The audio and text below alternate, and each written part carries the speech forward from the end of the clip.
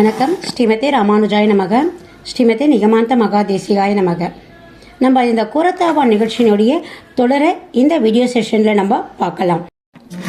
இப்போ ராமானுஜர் ஸ்ரீபாஷ்யத் அந்த பிரம்மசூத்திரத்துக்கு உரை எழுதணும். இப்போ உரை எழுத உட்காந்துட்டார்.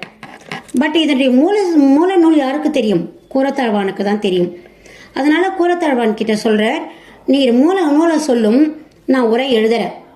நான் தப்பாக அது கூட நான் உரையை சொல்கிறேன், நீங்கள் எழுதுங்க. நீங்கள் நூலை சொல்லுங்கள், அதுக்கு நான் உரையை சொல்கிறேன், அந்த உரையை நீங்கள் எழுதுங்க. சொல்வதும் இவர், அதுக்கு விளக்கம் சொல்வது அவர், எழுதுவது இவர். அதனால சொல்லும் அப்படின்னு சொன்னார். சரி அப்படின்னு சொன்னார். எழுத ஆரம்பிக்கிறார்.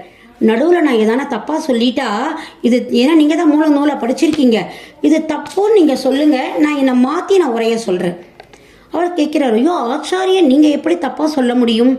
நான் எப்படி உங்களை தப்புன்னு நான் சொல்ல முடியும் அப்படின்றார். இல்லை நீங்கள் தானே அந்த நூலை ஃபுல்லாக படிச்சிங்க, நான் படிக்கலையே, அதனால தான் சொல்கிறேன் அப்படின்றார். இல்லை அதெல்லாம் நான் சொல்லக்கூடாது, நீங்கள் எது பண்ணாலும் அது கரெக்டாக தான் இருக்கும் அப்படின்றார். சரி, இந்த ஒரு அக்ரிமெண்ட் வச்சுக்கலாம். நான் எதனா தப்பாக சொல்லிட்டா அந்த இடத்துல நீங்கள் எழுதுறதை நிறுத்திடுங்க, நான் புரிஞ்சுக்கிறேன் அப்படின்னு சொல்கிறார். சரின்னு அந்த அக்ரிமெண்ட்டில் இவர் நூலை சொல்லுவார். அவர் அதுக்கு வேண்டிய அர்த்தத்தை விசிஷ்டாவிதப்படி அந்த அர்த்தத்தை அவர் அங்கே சொல்லுவார், இவர் இங்கே எழுதுவார். இந்த மாதிரி போது ஒரு இடத்துல ஒரு சின்ன தப்பு வந்தால் நிறுத்திடுவார், அவர் திருப்பியும் மாற்றி சொல்லுவார். இதே மாதிரி அவர் தான் போயிட்டுருக்குது. அழகாக அவர் ஸ்ரீபாஷ்யம் எழுதி முடிச்சிட்டார். அதாவது எவ்வளவு கஷ்டம், ஒரு பெரிய ஒரு மூல நூலுக்கு உரை சொல்கிறது எவ்வளோ, அதை எழுதுறது எவ்வளோ கஷ்டம். ஏன்னா இவருடைய வித்யாதனம், இவர் முக்கரும்பு அழுத்தவர் அப்படின்னு சொல்லுவார். முக்குறும்புனா என்னன்னு கேட்டால், தான் படித்தவன்ற கர்வத்தை கிடையாது அவருக்கு, தான் பெரிய பணக்காரர்ன்றத கர்வம் கிடையாது, தான் நல்ல குலத்தில் பிறந்தவன், நான் பெரிய ஜாதி அப்படின்ற ஒரு கர்வம் கிடையாது. அதால தான் முக்குறும்பு அறுத்தவர் அப்படின்னு சொல்லுவா. அப்படிப்பட்ட ஒரு சிரேஷ்டமான ஒரு சிஷ்யன்தான் நம்ம கூரத்தாழ்வான். இது மட்டும் இல்லாமல் ஒரு நாள் ராமானுஜர் தன்னுடைய சிஷ்யர்களுக்கு உபய வேதாந்தத்தில், அதாவது வேதத்திலையும் 4000 திவ்ய பிரபந்தத்திலையும் கதா காலக்ஷேபம் பண்ணிட்டு இருந்தார். அப்போ திடீர்னு ஒரு கொஸ்டின், நமக்கு கிளாஸ் எடுக்க தானே நிறைய டவுட் எல்லாம் வரும், அது மாதிரி ஒரு டவுட் வந்துருத்து அவருக்கு. இந்த உடம்புக்கு, இந்த ஜீவாத்மாக்கு ஞானம் முக்கியமா, இல்லைன்னா நாம பெருமாளுக்கு அடிமை என்ற உணர்தல் முக்கியமா அப்படின்னு ஒரு சின்ன டவுட்டு வந்துருது ராமானுஜருக்கு. இவர் இங்கே வேலையாக இருக்கிறார். உடனே கூரத்தாழ்வான், நீங்கள் வாங்க, எனக்கு இந்த டவுட் இருக்குது, போய் நேராக போங்க, திருக்கோஷ்டி நம்பர் கிட்ட போய் கேளுங்க, இதுக்கு என்ன கரெக்டான ஆன்சர்னு போய் கேட்டுருவாங்க அப்படின்னு நினச்சிட்டார். அவர் திருக்கோஷ்டி நம்பர் அங்கே போகிறார், அவர்கிட்ட போய் கேட்குறார். அவர் சீக்கிரம் சொல்கிறவரா? அன்றைக்கி அந்த சர்ம ஸ்லோகத்துக்கே 17 வாட்டி அலகடிச்சாரு. இவர் போய் கேட்குறார், சொல்கிறேன், இதோ சொல்கிறேன், நாளைக்கு சொல்கிறேன் அப்படின்றாரு. இப்படியே 6 மாதம் போயிடுது. 6 மாதம் போயிட்டு ஒரு லெவலுக்கு மேலே கூரத்தாழ்வானால அவருடைய ஆச்சாரியனை பிரிஞ்சு இருக்க முடியல. சரி, இவர் சொல்கிற மாதிரி காணும், நம்ம ஆச்சாரியன்கிட்டயே போயிடலாம் அப்படின்னு நான் இன்னைக்கு உங்ககிட்ட இருந்து அனுமதி வாங்கிக்கிறேன், கிளம்புறேன் அப்படின்னுட்டு அவர் சொல்கிறார். அவர் என்ன கேள்வி கேட்டார்? இந்த ஜீவாத்மாவுக்கு ஞானம் முக்கியமா அல்லது பரமாத்மாவிற்கு அடிமை என்பது உணர்தல் முக்கியமா? இதை தான் கேட்டார் இந்த கேள்வி. அதுக்கு இப்போ பதில் சொல்கிற திருக்கோஷ்டி நம்பர் நம்மாழ்வார் எழுதினார் பாருங்க, அடியேன் உள்ளார்னுட்டு திருவாய்மொழியில, அது அர்த்தம் தான் இதுக்கு பதில். போய் சொல்லுங்க உங்களுடைய ஆச்சாரியன் கிட்ட அப்படின்னு சொல்றார்.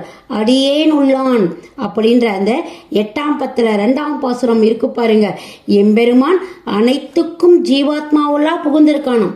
ஒவ்வொரு ஜீவாத்மாவும் பெருமாள் உள்ள உட்காந்துருக்கான். அதால ஒரு பரமாத்மாவுக்கு அடிமை என்பது தான் முக்கியம். ஞானம்லாம் வரும் போகும், ஆனால் நான் பெருமாளுடைய சேஷத்துவம் அதுதான் முக்கியம்.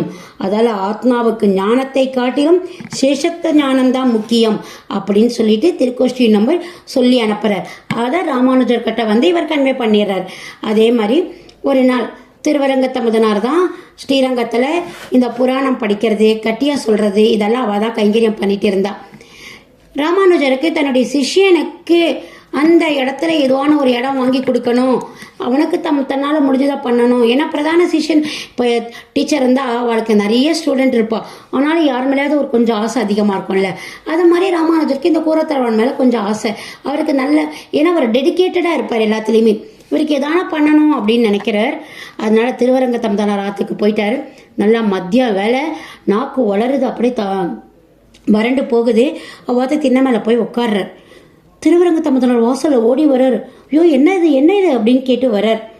உள்ளே வாங்க, தீர்த்தம் சாப்பிடுங்க அப்படின்றார். மோர் சாப்பிடுங்கன்றார்.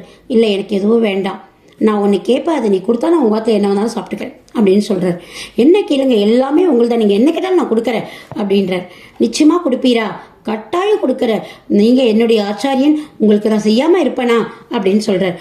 உடனே அவர் என்ன பண்ணுறார், அதாவது இனிமேல் சன்னதியில் புராணம் வாசிக்கிறதும் கட்டியும் சொல்கிற பெருமையும் கூரத்தாழ்வானுக்கு நீங்கள் சமர்ப்பிக்கணும், நீங்கள் அதான் அவருக்கு தானமாக கொடுத்துடணும் அப்படின்னு சொல்கிறார். உடனே அடுத்த நிமிஷம் ஆச்சாரியன் சொல்லி அடுத்தது யோசிக்கலாமா, உடனே என்ன பண்ணுறார், ஆற்றுக்குள்ளே போய் தீர்த்தத்தை எடுத்துன்னு வரார். எல்லாம் எடுத்துகிட்டு வரார். கூரத்தாழ்வானை கூப்பிட்டு அப்படியே தானம் பண்ணிட்டார். இதை பாருப்பான்னு சொல்லிட்டு. அதால தான் இன்னைக்கு பராசரப்பட்டருடைய தனியனில் ஸ்ரீரங்கேச புரோகிதக அப்படின்னு சொல்லிட்டு அவருடைய தனியனில் வரும்.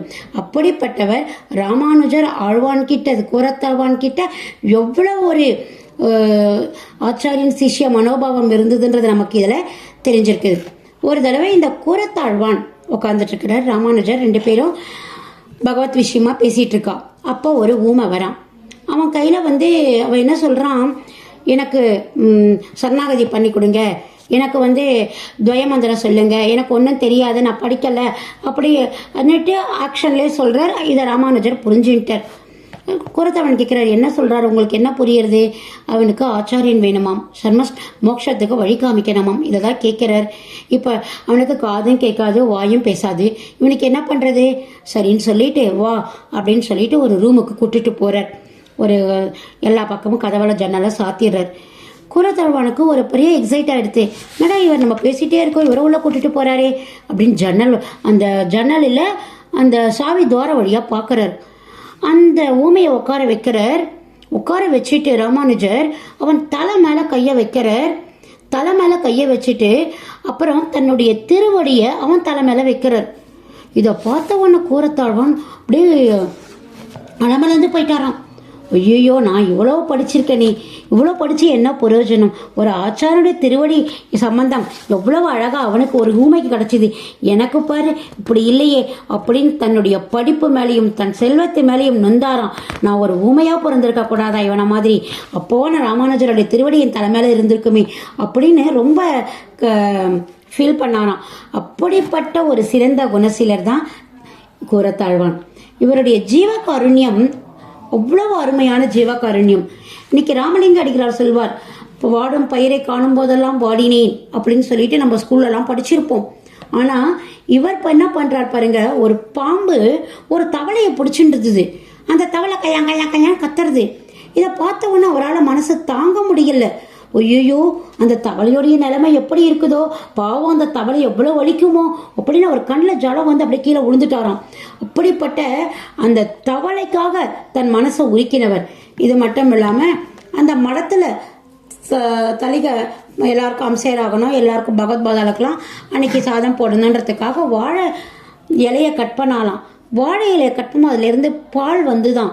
அந்த பாலை பார்க்கும்போது அவர் ஃபீல் பண்ணாராம், ஐயோ அது ரத்தம், அது வாழை மரத்தினுடைய ரத்தம் நமக்கு வெட்டினா நமக்கு எவ்வளோ வலிக்கும், அதே மாதிரி வருதுதானே அந்த வாழை மரத்துக்கும் அப்படின்னுட்டு அவர் கண்கள் இருந்து கண்ணீர் வந்துதான். ஒரு கர்ப்பிணி பெண்ணு இடுப்பில் குடத்தோட தலையில் ஒரு குடத்தை வச்சுட்டு இவ்வளோ தூரம் தண்ணி இல்லை, அப்போ ரொம்ப பஞ்சம், கிட்டத்தட்ட ஒரு 2 கிலோமீட்டர் நடக்கிறாளாம். அந்த தண்ணி எடுத்துட்டு அவளால் நடக்க முடியல. இடுப்பு கர்ப்பிணி வேற, இடுப்பில் ஒரு குடம், தலையில் ஒரு குடம். இவர் 2 கிலோமீட்டர் அந்த 2 குடத்தையும் எடுத்துட்டு அவ ஆத்தரி கொண்டு போய் கொடுத்துட்டு வந்திருக்கிறான். அப்படிப்பட்ட ஒரு ஜீவகாருண்யம் கொண்டவர் கூரத்தாழ்வான். அதாவது மற்றவ கஷ்டப்பட்ட அவரால் தாங்க முடியாது. அவரை எவ்வளோ ஒரு நல்ல ஆத்மா பாருங்க. அதாவது நெகட்டிவ்ன்றதே இவர்கிட்ட கிடையாது, எல்லாமே பாசிட்டிவ் தான். அதனால கூரத்தாழ்வான நினைச்சா நமக்கு ஒரு பாசிட்டிவ் வைப்ரேஷன்ஸ் தான் கிடைக்கும் எப்பயுமே. இப்படிப்பட்ட ஒரு சிறந்த ஞானி. இவரை பற்றி நம்ம இன்னும் நிறைய படிக்கணும், பார்க்கலாம். இந்த கூரத்தாழ்வானுடைய தொடர் நிகழ்ச்சிகளை நம்ம அடுத்த வீடியோ செஷனில் பார்க்கலாம். எல்லாரும் இதை பார்த்துட்டு அதுக்கு அடுத்த வீடியோ செஷனை கட்டாயம் பார்க்கணும். நன்றி.